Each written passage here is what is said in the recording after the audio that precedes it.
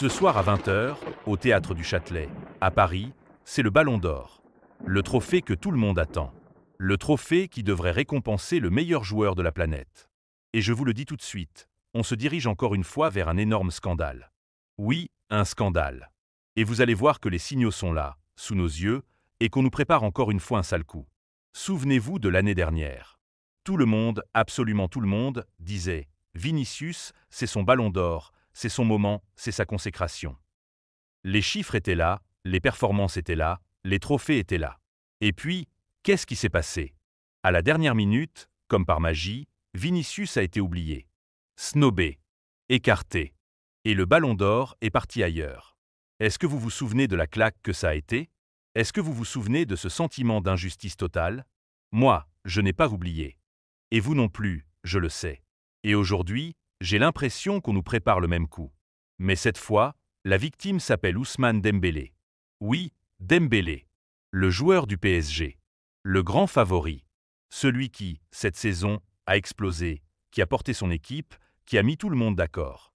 Normalement, ça devrait être lui. Tout pointe vers lui. Mais regardez bien ce qui est en train de se passer. Au lieu de préparer tranquillement la cérémonie, au lieu d'envoyer ses stars à Paris pour assister à l'événement, qu'est-ce que fait le PSG? Le PSG décide de jouer le classique contre Marseille. À la même heure. Je répète, à la même heure que la cérémonie du Ballon d'Or.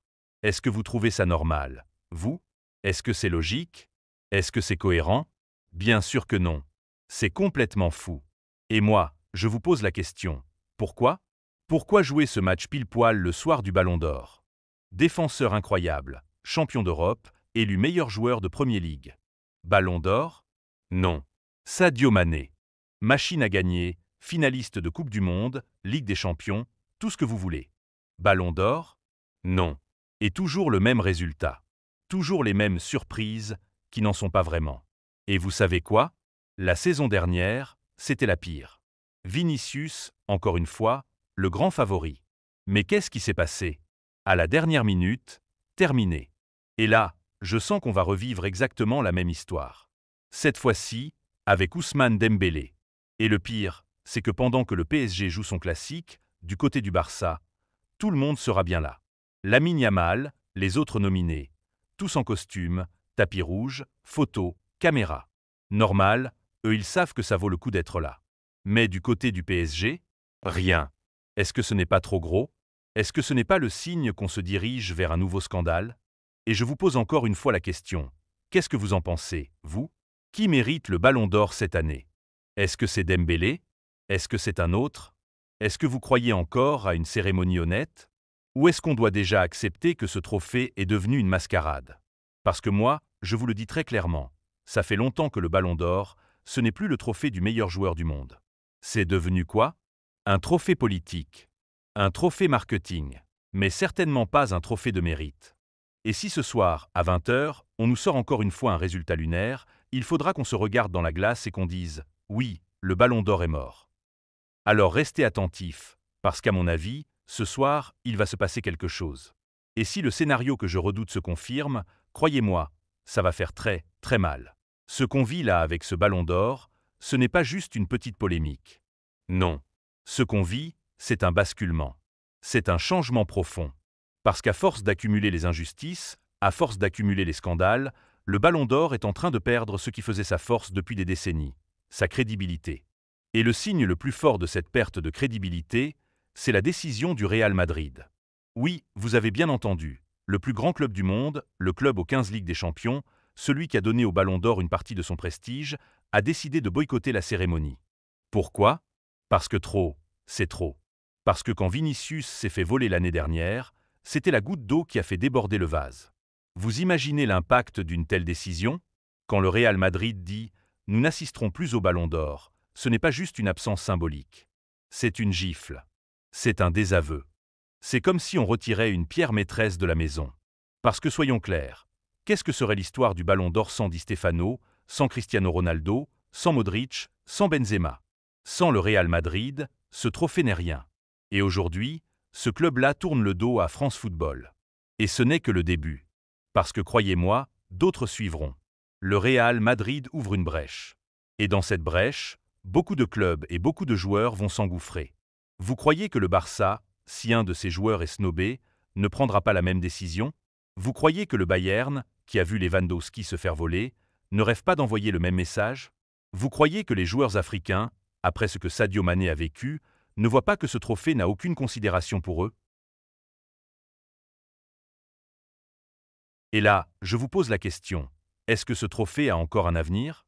Parce que qu'est-ce qu'il se passe si demain, les clubs refusent d'envoyer leurs joueurs? Qu'est-ce qu'il se passe si les joueurs eux-mêmes disent « Non merci, je ne veux pas de ce trophée, il ne représente plus rien ». C'est simple, le ballon d'or s'éteint. Et c'est ça la conséquence de ces injustices répétées. Ce n'est pas juste un joueur triste, ce n'est pas juste un scandale passager. Non, c'est une perte de confiance. Et quand la confiance est perdue, tout est perdu. Regardez l'histoire. Pendant des années, le ballon d'or, c'était le rêve ultime. Les enfants dans la rue jouaient au foot en disant « Un jour, je gagnerai le ballon d'or ». Les joueurs professionnels disaient « Je donnerai tout pour ce trophée ». Même les entraîneurs, même les clubs faisaient tout pour pousser leurs stars à le gagner. C'était un symbole, un Graal. Mais aujourd'hui, est-ce que c'est encore ça? Non. Aujourd'hui, c'est devenu quoi? Un prix politique, un prix marketing, un prix de relations publiques. On ne récompense plus forcément le meilleur joueur, celui qui a marqué la saison, celui qui a fait vibrer le monde. On récompense celui qui arrange, celui qui fait vendre, celui qui correspond à une image.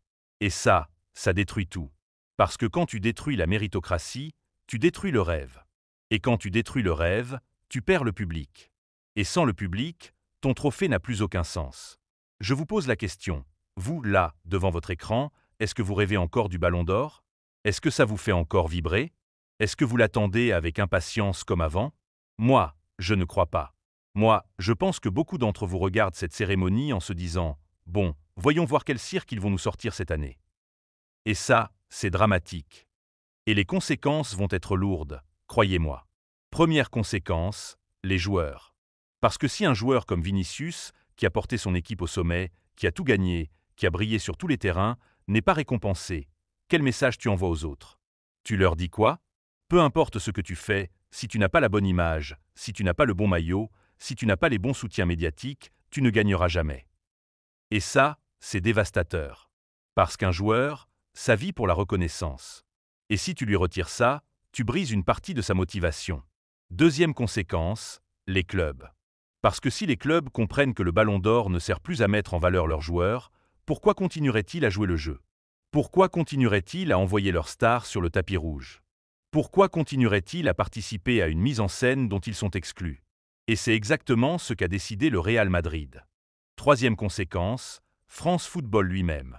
Parce que France Football, c'est l'organisateur. C'est eux qui ont construit ce trophée, c'est eux qui l'ont fait grandir. Mais aujourd'hui, c'est eux aussi qui l'enterrent. À force de chercher le buzz, à force de privilégier l'image au mérite, ils tuent leur propre création.